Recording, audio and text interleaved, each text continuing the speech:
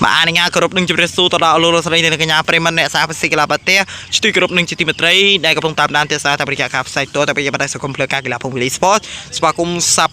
สมาคมสปรับสัปดาห์ทำไมจะเป็นการพิธีรวยหา Hero วอลเลย์บอลในថ្ងៃเสาร์ที่7 ខែមិថុនាឆ្នាំ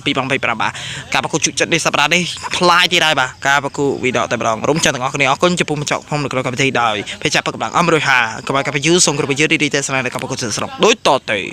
សូមទស្សនាសិទ្ធិ Boys វិជ្ជាពីស្មារតីបន្ទុក1-0ញាក់មួយសិន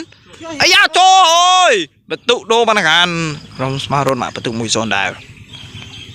បាទវិជ្ជាពីស្មារតីអធិស្ឋាននៅពាក់កណ្ដាលតារាងមែនតើបាទធ្វើកន្លះពាក់កណ្ដាលទីលានតែម្ដងឥឡូវនេះស្វីជពីស្មារតីបន្ទុក1-0ដូទៅហើយស្មារតីរុញទៅលើខាងណាស្មារតីកម្មមកស្វីស្មារតីងាក់ចូលទៅហើយបន្ទុក2-0ឥឡូវដូរបានខាងស្មារតីបន្ទុក2-0ទៅដែរយ៉ាងមិនចេះបន្ទុក2-0ទៅហើយរួចมันអាចទៅរួច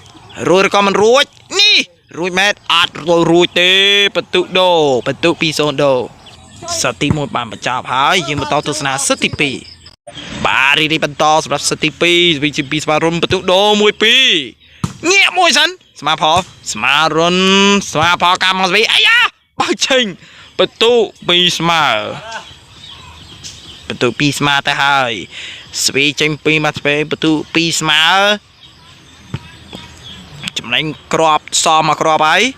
ចំណេញមកក្របហើយទៅហើយងាតាណាតាចាងាមួយសិនស្មាត